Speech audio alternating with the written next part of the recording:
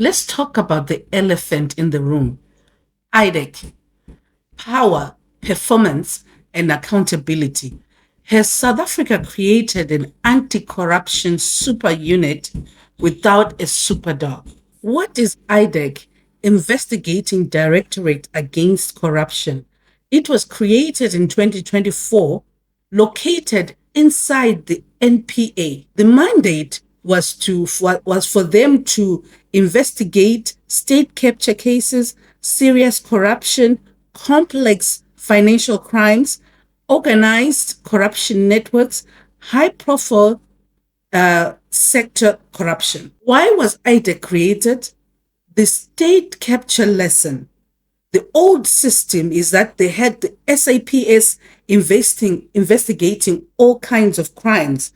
And for that reason, prosecutions were delayed and the dockets were weak, which led to failed prosecutions. The government's solution was to put investigators and prosecutors together, build cases from day one together, create a permanent anti-corruption structure. The IDAC model, inside one institution, will have investigators, prosecutors, financial analysts, forensic specialists, all kinds of specialists. The result is a prosecution-led investigation model, similar to what the PKTT has. Now, the power question.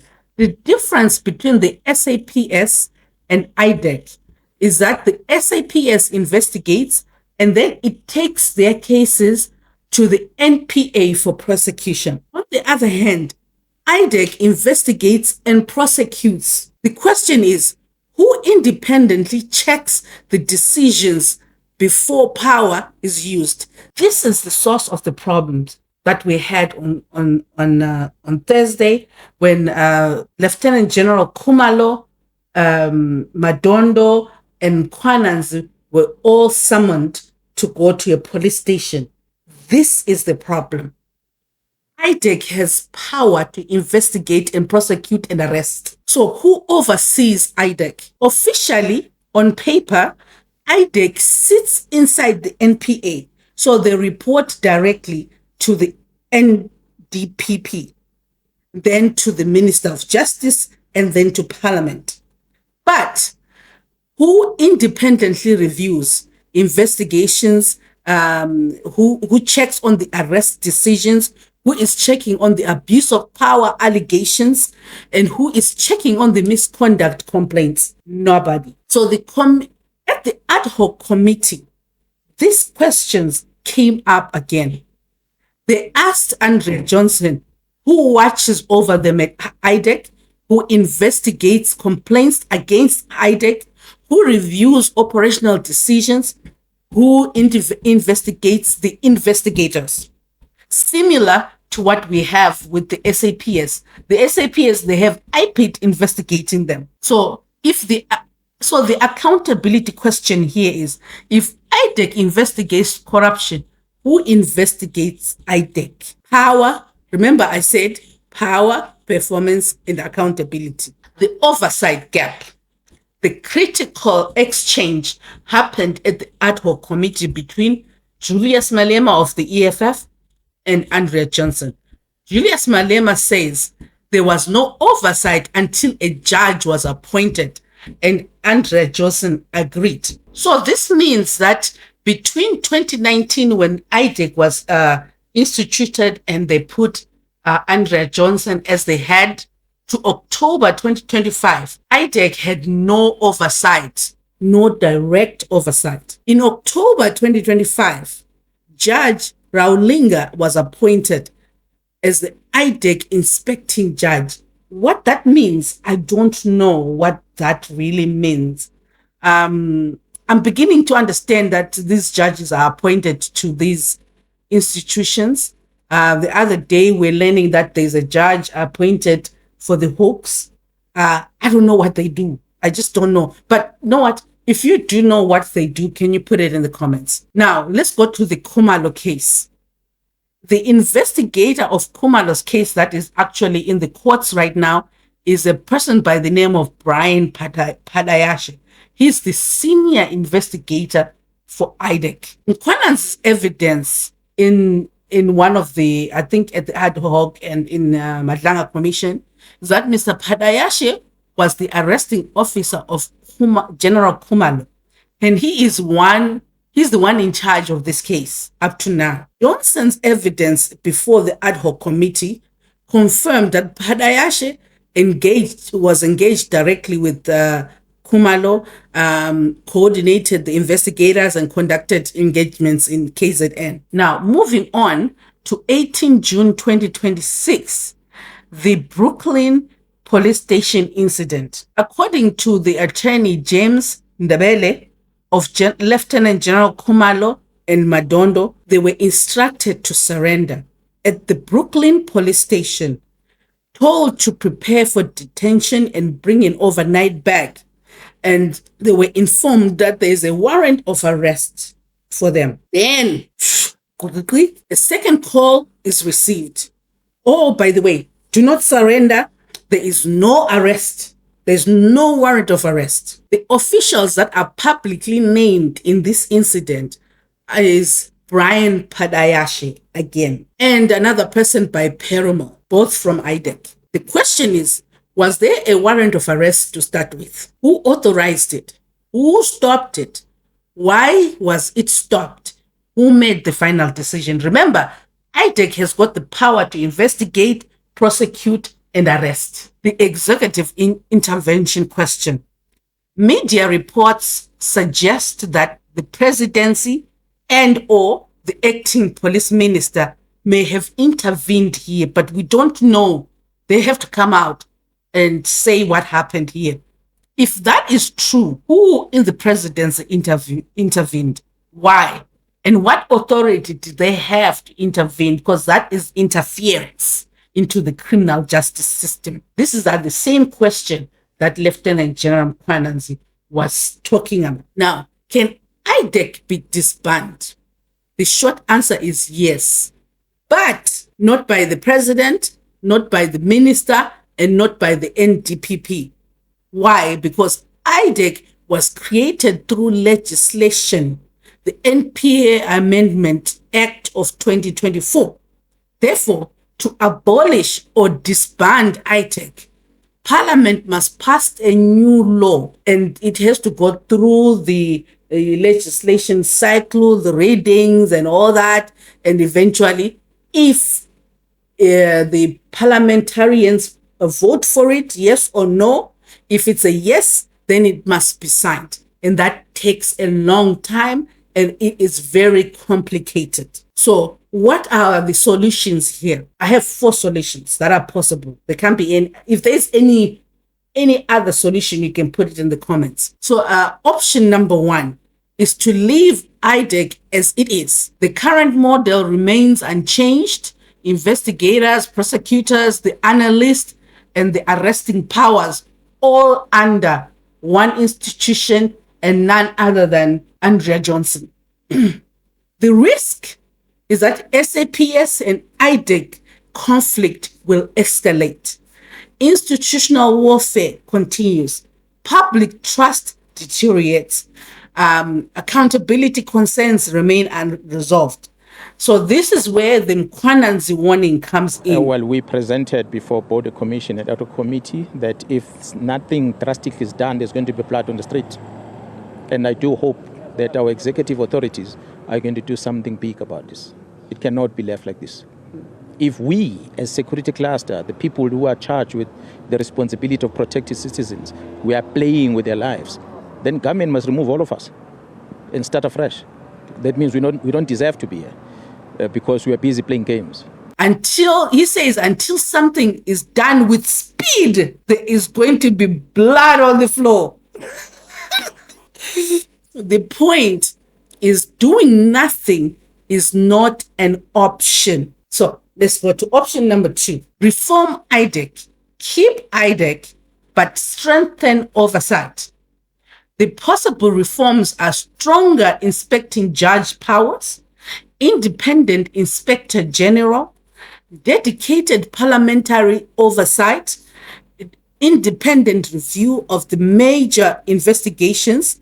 The result is that it will preserve the anti-corruption capacity and increase accountability. Option number 3, change the leadership. Keep IDAC as is. Keep the powers. Keep the structure. Change the leadership. I think the leadership is toxic. The rationale is that the problem may not be the legislation, and it's not the mandate, and it's the institutional design. The problem may be the leadership that is toxic, culture that is toxic, decision-making that is flawed, and a loss of confidence. Option number 4, replace IDAC. Parliament abolishes IDAC, creates a new institution, potential model, investigators and prosecutors, and independent external oversight. Inside, separate the structures. They cannot have all those powers that they have now. The challenge is that this option must remain constitutional compliant. The constitutional problem is that if you abolish or disband IDAC, you cannot leave nothing behind. Why? Because the Constitutional Court requires adequately independent anti-corruption machinery.